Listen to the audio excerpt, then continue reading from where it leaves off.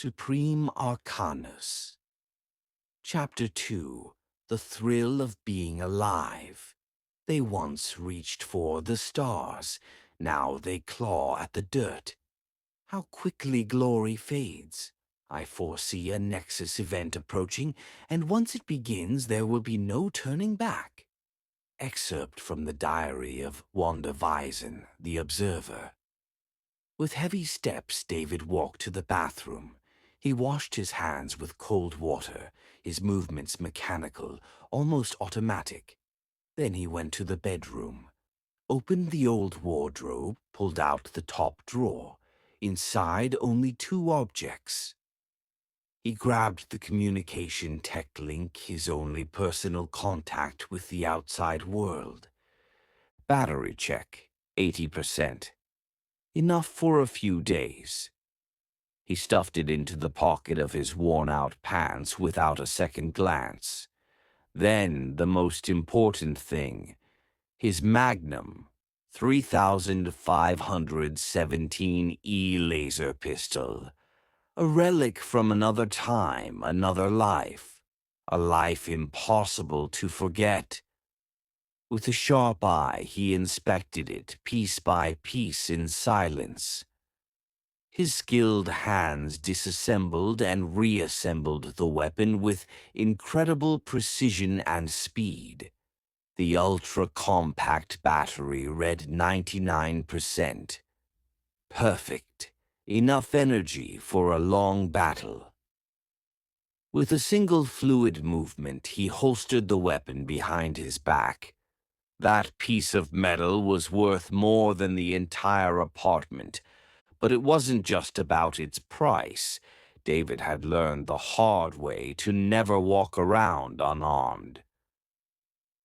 He felt naked without the cold weight pressing against his spine. It wasn't just a weapon, it was control. It was dominance. It was the last promise that he could still choose to die fighting, not kneeling. He walked to the front door, turned the knob and stepped into the dimly lit corridor. Some of the lights were still flickering, struggling to stay alive. Before leaving, he locked the door, turning the key several times in the exact sequence. A new sequence every day, that's how he liked it. David was obsessive when it came to home security. Locking the door with a new sequence was a sacred ritual. After all, you could never be too careful. Someone could break in silently. Being murdered while immersed in the virtual world or asleep was not a particularly pleasant idea. When he reached the corridor that led to the main elevator, the red warning message was already flashing loud and unavoidable. Danger maintenance. That sign had become something of an inside joke. No one remembered the last time that metal coffin worked for more than a week. But it was still there, like everything else in Neon City, broken and ignored. Damn it. He'd have to face the long flights of stairs all the way down. It would cost him valuable time, and he'd need to take a shortcut if he wanted to make it to work on time. Quick. He descended the steps, lost in thought, trying to distance himself from the monotony of life. Down below, another long, infernal, and predictable day awaited. 14 hours straight, sometimes more, in the cursed sector of the heavy armor assembly line. With the war escalating, the weapons market was in a frenzy. Insane demand. Many entrepreneurs were riding the wave, investing in new companies. But the truth was, not everyone had the capital to build a fully automated assembly line. This created a new demand among outdated factories: organic labor. In a third-rate state like Kalor, there was no shortage of desperate people to exploit. With the collapse of entire industries, a massive tide of unemployed was funneled into the production lines. The influx was so massive it became easy to drive them into physical and mental exhaustion. And David was definitely one of them. His life had boiled down to a miserable loop that restarted every single day.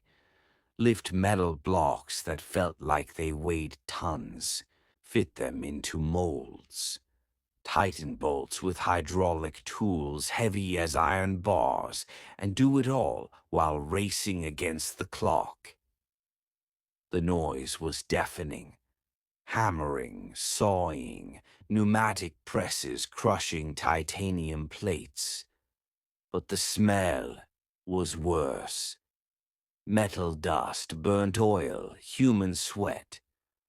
All these residues formed an invisible mist that clung to the lungs like poison.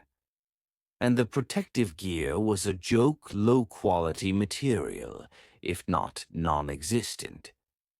The non-stop production broke everything, including people. One mistake, and a multi-ton part could reduce a person to a red, pulpy smear. David had seen it dozens of times, people split in half, arms torn off, ribs exposed. At Kalor Heavy Systems, the motto was simple. Cut costs, even if it costs lives. Of course, that wasn't written on the walls. It was written on the bodies and souls, and not in a poetic way. The industrial investors didn't care about workers' quality of life. Only profits mattered. And no one stopped. No one cried. Work had to go on. Just thinking about it was exhausting. If anyone ever heard his thoughts, they'd probably fall into a deep depression. If imagining it was bad, try living it. David moved, wrapped in apathy. On the stairs, he passed several other residents, all locked in their own silent pilgrimages, preparing for yet another dreadful day in the factories. No one greeted each other. No one even looked up. It was as if the weight of existence demanded silence. Everyone carried their own burdens. There was no room for empathy, no space for camaraderie, no energy to spare for anyone else. Human interaction had been reduced to the bare minimum. After long minutes of descent, David reached the final flight of stairs. His destination wasn't the main exit of Mega Building 42. He preferred the back corridor. The old metal door groaned under his hand. Outside, the narrow alley welcomed him with its usual darkness.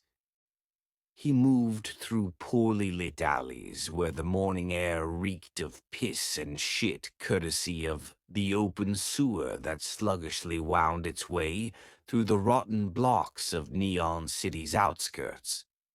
The cause was obvious. The ever-growing overpopulation had long since collapsed the city's basic services.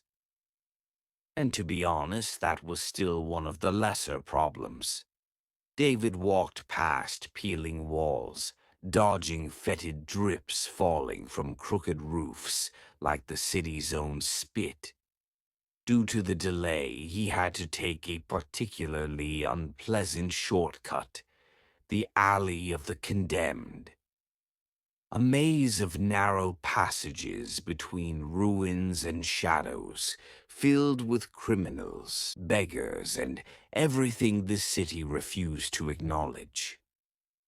It took a few minutes at a brisk pace to reach the end of the street. There, in a poorly lit corner, was a narrow passage that barely allowed him through, stretching for hundreds of meters. At the end of the alley, he climbed an improvised staircase with a suicidal tilt, clearly built by someone with no concern for anyone's safety.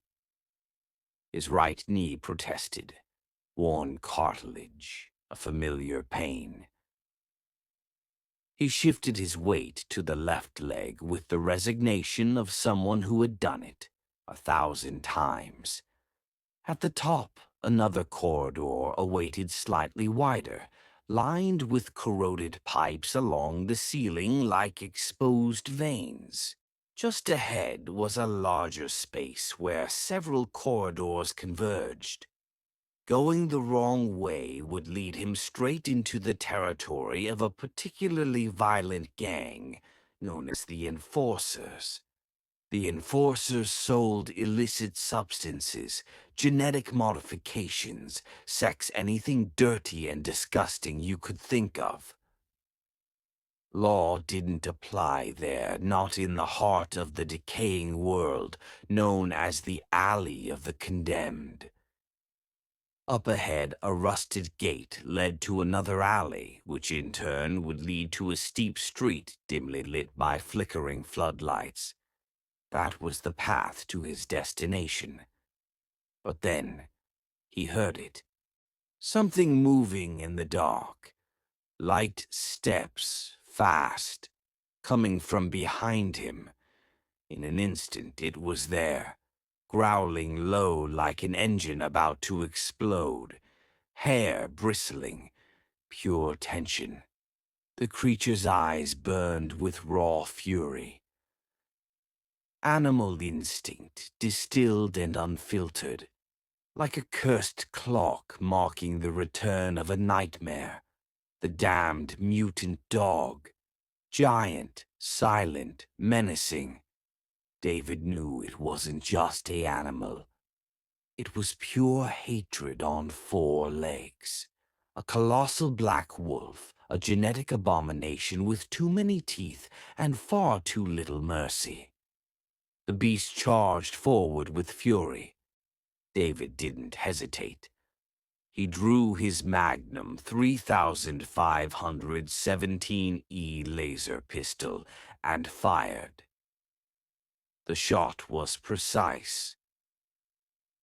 It tore through the creature's skull with a dry hiss, leaving a steaming red hole like molten iron. The mutant dog collapsed to the ground. It was only guarding the place, doing its job. But David didn't care. The world wasn't fair, it never had been. There, in the Alley of the Condemned, an old rumor lingered. They spoke of a deranged researcher, a degenerate in the service of the executors. It was said he lived hidden in a clandestine lab, somewhere underground, conducting morally repulsive experiments on anything that breathed. Men, women, dogs, even his own mother, if it served his purpose. To David, the rumors didn't sound exaggerated. Everything in that zone seemed to scream that something profoundly wrong was festering there. Most likely, the thing now chasing him was one of those aberrations, lab-made, molded to kill, then discarded as biological waste. These creatures roamed like domesticated predators, guarding the invisible borders of executor territory. They didn't use fences. They used chemistry. They applied a special smelling substance to themselves and to their clients, creating an olfactory permission. Anyone with the right scent was ignored. Anyone without it was marked as an enemy. The creatures attacked without hesitation, fierce, obsessed, lethal. They fought to the death, defending the territory like living machines of destruction. David hated that shortcut, Even at the border of the territory, the beasts had already noticed him. He wasn't welcome there, and now he was being hunted. The creatures ruled the shadows, four-legged assassins, relentless and spiteful. David had faced them before. He had the substance used to cross the area, but it didn't work on him. For some reason, the beasts ignored the scent and attacked anyway. Maybe it was a flaw in the genetic programming. Maybe it was something worse. The fact was, they hunted him with more fervor than anyone else. A starving pack, dozens of red eyes and sharp teeth, ready to turn flesh into feast. David felt the hatred was personal. Not a simple isolated failure, but a collective hatred coming from all of them. As if nature itself whispered, "Something is wrong with this man." But he didn't care. He never liked pets anyway. Fur, fleas, annoying noises. To him they were just useless creatures, made to piss, shit, and be a nuisance. A growl came from behind. David raised his left metallic arm and intercepted the bite aimed straight for his throat. Teeth clashed against steel. The creature reeled from the resistance of the limb. He smiled, grabbed the beast's jaw tightly. The arm glowed, the hidden feature activated. A jolt of electricity surged through the monster, its body convulsing violently. Within seconds, it dropped to the ground like an inert vegetable. A faint smell of roasted flesh lingered in the air. Without hesitation, David greeted another dog approaching from behind. The creature received a swift kick to the snout. "Get lost," he spat, not even looking as it tumbled down the stairs, scraping concrete like a dying rat. Violence was the language of that place. David had to hurry. He could already hear footsteps in the distance, others approaching. He didn't mind provoking the executor's wrath, but he also didn't plan to overdo it. He wasn't a one-man army. Yet. Upon reaching the large gate, a new obstacle appeared. Another dog, but this one he knew. He called it Reynolds, a silent irony toward the boss he despised. The creature bore a grotesque scar crossing its skull and left eye, blind on one side but no less deadly. Reynolds had survived previous encounters. David had caused one of them. The scar was a reminder. Pain, failure, hatred. The gleam of resentment in its one good eye was impossible to ignore. They stared at each other, man and beast. Then the aberration lunged.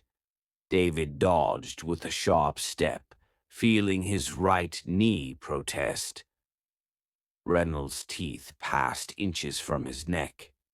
The creature fell, spun, and jumped again, ready for another attack. But David had already predicted it. He moved his prosthetic arm and extended it precisely. The metallic palm touched the animal. A brutal electric shock ran through the dog's body, head to tail. As it hit the ground, Reynolds collapsed awkwardly, nerves in shambles. David didn't hesitate. He stepped forward and delivered a punch with the same arm, smashing the wretch's skull against the concrete. Reynolds lay there, twitching and whimpering. "You're still weak. You lack strength," David said coldly. Without waiting for the pack that would surely come, he ran to the next gate. With a quick leap, he began to climb. The mechanical arm gripped the bars with unnatural ease. In seconds, he was at the top. He slipped between the bars and landed on the other side, a wide, damp alley drowned in shadows. He knew that stretch. He knew the creatures wouldn't go past it. He waited there with a slight smile on his lips. The pack approached the other side of the fence, pure primal hatred in their eyes. They lunged at the bars, violent, trying to reach David on the opposite side. He stared at them calmly. The red eyes were inches away. "You're not taking a piece of me today, you psychotic mutts." He hated to admit it, but maybe he enjoyed the thrill, the sensation, the euphoria.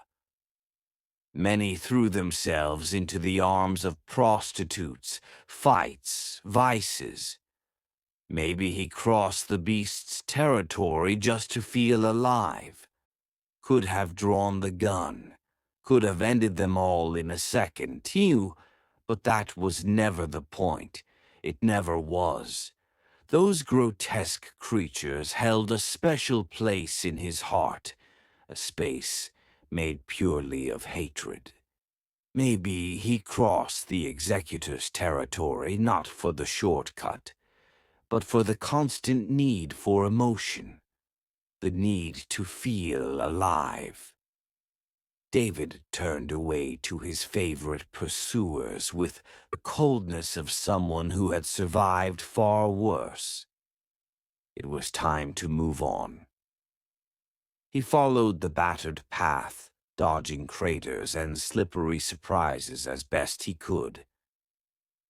After walking through another long, shadow-drenched alley, the kind of place even rats seemed to pay rent for, he emerged onto a steep street.